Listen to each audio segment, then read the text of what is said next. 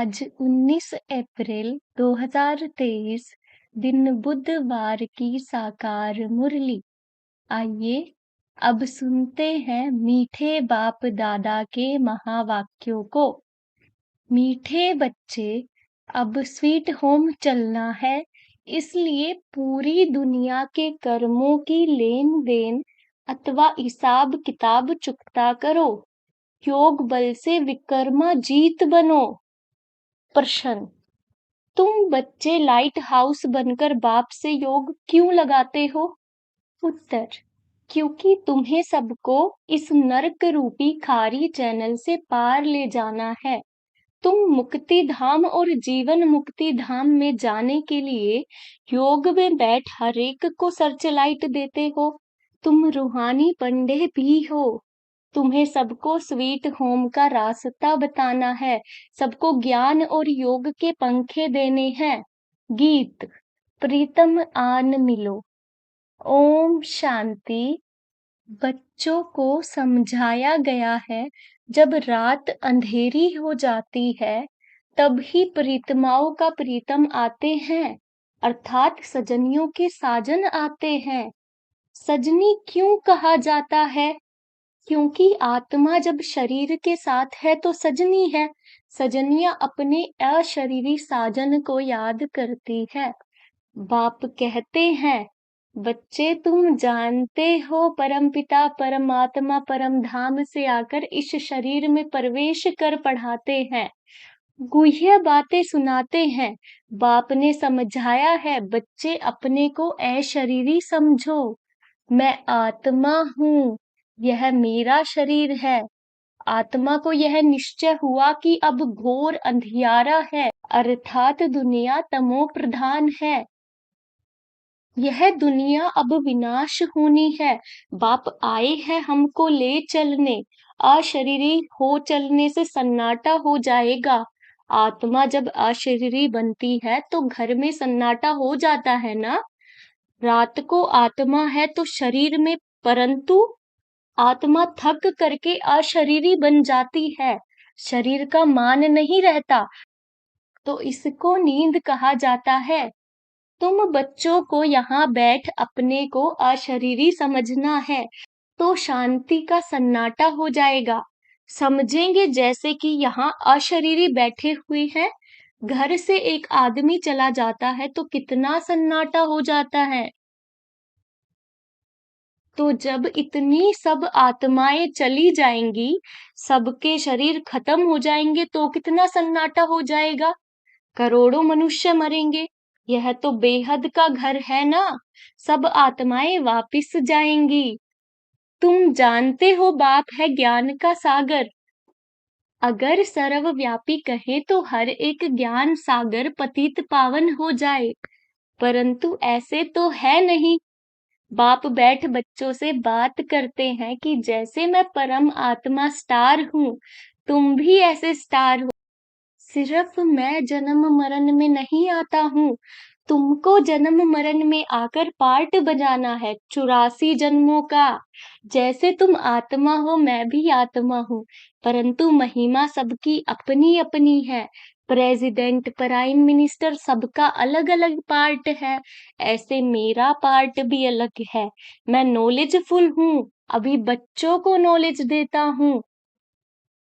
तुम जानते हो कि हम जाते हैं बाबा के घर, बाबा आया हुआ है लेने के लिए।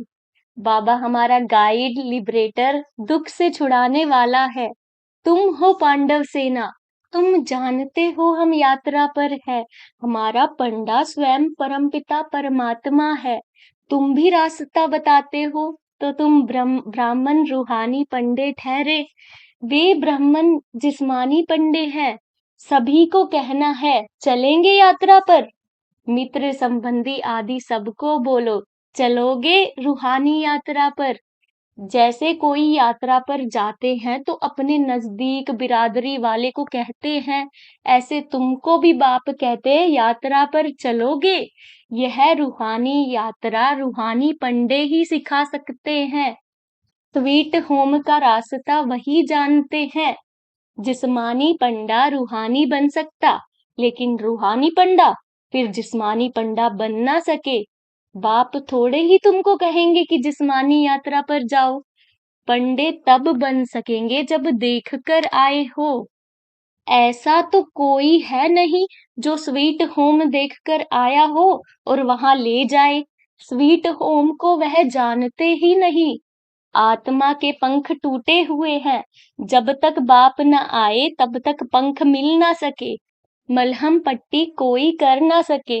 योग से ही पंख मिलेंगे। भागना सबको है। कोई योग बल से विक्रमाजीत बनते हैं। कोई फिर सजाए खाकर हिसाब किताब चुकतू करते हैं। दुख का सारा हिसाब किताब चुकतू होता है। यह सब ड्रामा में नूंद है। अपने विकर्मों का साक्षात्कार गर्भ में होता है, फिर सजाए भोग बाहर निकलती हैं। अभी तो बेशुमार मनुष्य मरते हैं, सबको आपका हिसाब किताब चुकतू करना है। पूरी दुनिया के कर्मों के लेन देन का हिसाब खलास कर अभी तुम नई दुनिया के लिए हिसाब किताब जमा करते हो। बाप कहते हैं तुम याद में रहो तो विकर्म विनाश होंगे। फिर सुदर्शन चक्र फिराने से तुम्हारी बहुत मिल्कियत जमा होगी।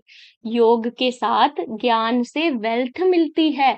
जितना बाप को याद करेंगे उतना निरोगी काया मिलेगी। दुनिया इन बातों को नहीं जानती। वह तो विष्णु को सुदर्शन चक्रधारी समझते हैं। शंख चक्र गदा पद्म आदि उनको देते हैं। अब उनको शंख थोड़े ही बजाना है। यह तो है तुम्हारे पास। तुम शंख बजाते हो, कहते हो मन मना भव मज्जाजी भव। कितना सहज है, तुम लाइट हाउस हो। सबको रास्ता बताते हो मुक्ति धाम का, फिर आएंगे जीवन मुक्ति धाम में। योग लगाते हो, नर्क खारी चैनल से पार ले जाने के लिए सर्च लाइट देते हो। यहाँ जीवन मुक्ति में आना है। यह बेहद का ड्रामा है जो जू मिसल चलता रहता है। हम एक्टर है, हमारा इस ड्रामा में 84 जन्मों का पार्ट है। भगवान ने आकर सहज राजयोग सिखाया है। यह कोई नहीं जानते। भगवान को आना ही है कल्प के संगम युग पर। तुम अभी जानते हो, कल्प पहले भी संगम युग पर मिले थे और मिलते रहेंगे। ढेर बच्चे मिलेंगे। कोई कोई बच्चे फिर कुसंग में आकर पढ़ाई को छोड़ देते हैं। चलते चलते कोई से दिल लग गई तो पढ़ाई का नशा टूट जाता है। ब्रह्मचर्य में पढ़ाई का नशा अच्छा रहता है। कोई विरले शादी के बाद भी पढ़ाई का कोर्स उठाते हैं। फिर कोई तो अच्छी रीति पास कर लेते हैं। कोई को फिर टाइम लगता है, क्योंकि विकार में जाने से फिर धारणा नहीं होती। चाहे राज विद्या चाहे रूहानी विद्या की धारणा आत्मा करती है। बैरिस्ट्री के संस्कार आत्मा में होते हैं, तो आत्मा वह संस्कार ले जाती है। फिर जन्म ले बैरिस्ट्री ही पढ़ने लग पड़ेगी। तुमको तो वहां बैरिस्ट्री इंजीनियरिंग आदि पढ़ने की दरकार नहीं। ऑटोमेटिकली तुम्हारी बुद्धि तो प्रधान रहती है। तुम जानते हो, जैसे कल्प पहले महल बनाए थे ऐसे ही हम जाकर महल बनाने लग पड़ेंगे। ड्रामा वही कराएगा जो कल्प पहले कराया था। कोई मेहनत नहीं करनी पड़ेगी। बाकी भाषा तो सीखनी पड़े। वहां स्कूलों आदि में भी विमानों में जाएंगे। बहुत बड़े बड़े घर होते हैं। समझो जितनी एरिया में आबू है उतनी एरिया में एक घर होगा। फिर आबू रोड जितनी एरिया में दूसरा महल होगा। जमीन तो बहुत रहती है। प्रजा को भी बड़ी जमींदारी बड़े बड़े महल होंगे। अभी तो देखो बंबई में कितने मनुष्य हैं। फिर बंबई होगी नहीं, कराची होगी नहीं। सब मीठे पानी पर होंगे। नदियां भी सबसे कायदे अनुसार होंगी। मजाल है कोई नदी उथल जाए। सब तत्व आदि ऑर्डर में रहेंगे। तुम प्रकृति पर विजय पाते हो। 5 तत्वों पर तुम्हारा राज्य चलता है। कभी गुस्तागी चंचलता नहीं करेंगे। तो बाप की श्रीमत पर चलना पड़े। बाप कहते हैं काम महाशत्रु है, इनको जीतो, नहीं तो वर्षा नहीं मिलेगा। इस समय फेल हुए तो कल्प कल्प फेल हो जाएंगे। फिर चांस नहीं मिलेगा। उस पढ़ाई में फेल होते हैं तो दोबारा पढ़ते हैं। यहाँ फिर यह चांस नहीं, कल्प कल्प का चांस है, प्राप्ति बहुत ऊंच है। समझाना चाहिए। सन्यासी लोग कहते हैं दोनों को पवित्र रहना इम्पॉसिबल है। बोलो, नहीं, पॉसिबल है। सन्यासियों के लिए इम्पॉसिबल क्यों है? क्योंकि उनका हठ योग है, घर बार छोड़कर जाते हैं। फिर भी वही शंकराचार्य आएंगे। भारत पतित होने लगता है तो सन्यासी आकर थमाते हैं। इसकी सेवा का उनको फल मिलता है जो गवर्नमेंट के भी गुरु बन जाते हैं। तुम बच्चों का तो सबसे बड़ा मान है। तुम्हारी तो आमदनी होती है वह कोई की हो ना सके। जो गरीब है एक पैसा देते हैं उन्हें भी महल मिल जाते हैं। प्रत्यक्ष फल का साक्षात्कार दिव्य दृष्टि से होता है। दिव्य दृष्टि दाता आकर तुमको पढ़ाते हैं। नहीं तो एम ऑब्जेक्ट का मालूम कैसे पड़े?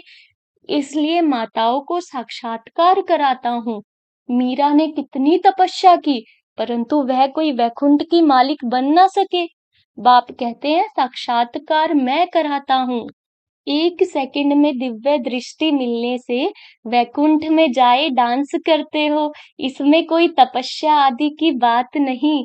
भक्ति मार्ग में तो बहुत नोदा भक्ति करने के बाद साक्षात्कार होता है। दिव्य दृष्टि की चाबी मेरे हाथ में है, कोई को मैं देता नहीं। भक्ति मार्ग में वहां बैठे साक्षात्कार कराता हूँ। तुम बच्चों को तो विश्व का मालिक बनाता हूँ। दुनिया में तो अनेक प्रकार के मनुष्य है, कोई धन में मस्त, कोई साइंस में मस्त, कोई किस में मस्त, परंतु तुम्हारे आगे सब व्यर्थ नोटे पैनी है। सबका धन मिट्टी में मिल जाता है, सब खाक हो जाएगा। किसकी दबी रही धूल में? चोर भी बहुत लूटते हैं। हर एक अपने हम जीन्स को प्यार करते हैं, दूसरे को देखते ही गर्म हो जाते हैं। दिन प्रतिदिन तुम देखोगे कि कितनों को मारते रहेंगे। चाहते हैं कि हर एक अपने बर्थ प्लेस में चला जाए, तो अपने देश से निकालते रहते हैं। अब तुम बच्चे बाप को याद करने से वर्षा लेते हो। जानते हो हम अशरीरी आत्मा है। 84 जन्मों का अब पार्ट पूरा किया।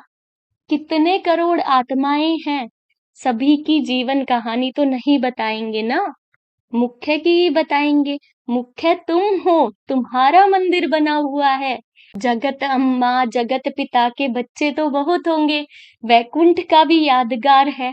इसका चैतन्य मंदिर वास्तव में सतयुग है। जड़ मंदिर में स्वर्ग के सब एक्टर्स नहीं आ सकेंगे। यह है मॉडल रूप में मंदिर, यादगार। लक्ष्मी नारायण का मंदिर कितना छोटा है। सतयुग में तो चैतन्य मंदिर कितना बड़ा होगा, कितने बाग बगीचे होंगे। मुगल गार्डन तो उनके आगे कुछ भी नहीं है। वहां के फल आदि इतने अच्छे होंगे जो बात मत पूछो। रात दिन का फर्क होता है।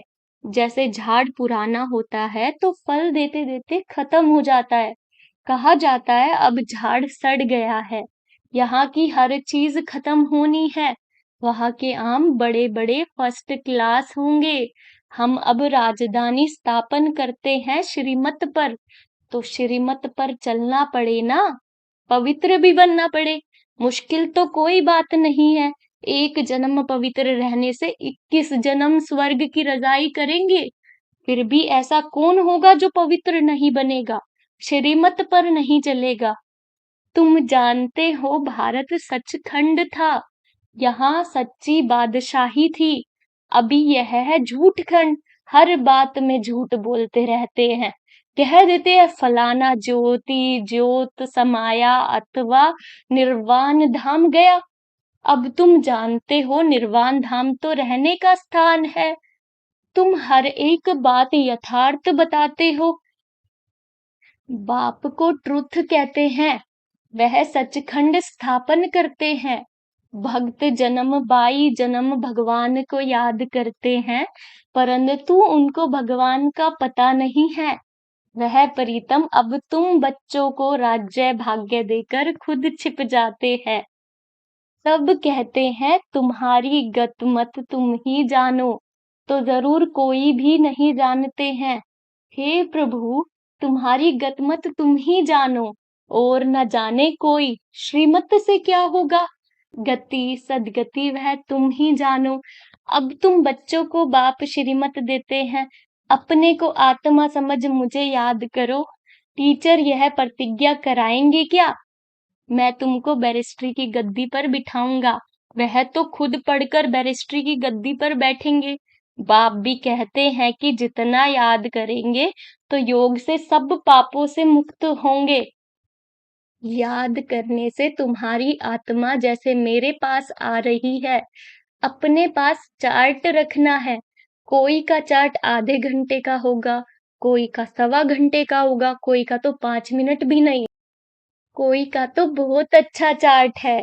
यह भी तुमको साक्षात्कार होगा। स्कूल में टीचर अथवा स्टूडेंट खुद भी समझते हैं कितने नंबर में आएंगे। यहाँ तो नंबरवार बिठा नहीं सकते, फंक हो जाएंगे, इसलिए अभी माला नहीं बन सकती।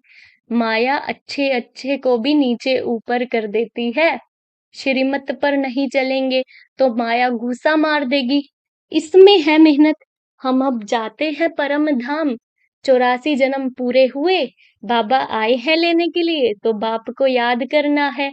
औरों को भी मंत्र देना है। मंत्र कोई जपना नहीं है। गुरु लोग तो किस्म किस्म के मंत्र देते हैं। बाप कहते हैं प्रीतम को याद करो। प्रीतम आया है प्रीतमाओं के पास। सारी दुनिया की आत्माएं प्रीतमाएं हैं जो उनको याद करती है। अच्छा, मीठे मीठे सिखिलते बच्चों प्रति मात पिता बाप दादा का याद प्यार और गुड मॉर्निंग। रूहानी बाप की रूहानी बच्चों को नमस्ते।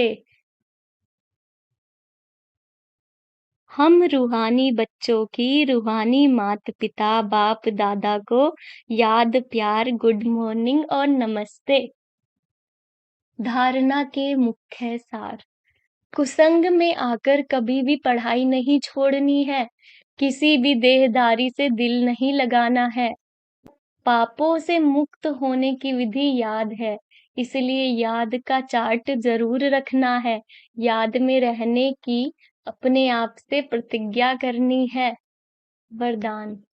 मेरे को तेरे में परिवर्तन कर, सदा हल्का रहने वाले डबल लाइट फरिश्ता भव। चलते फिरते याद यही स्मृति में रहे कि हम हैं ही फरिश्ते।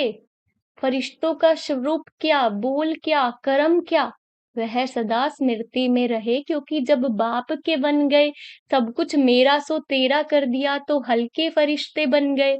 इस लक्ष्य को सदा संपन्न करने के लिए एक ही शब्द याद रहे, सब बाप का है मेरा कुछ नहीं।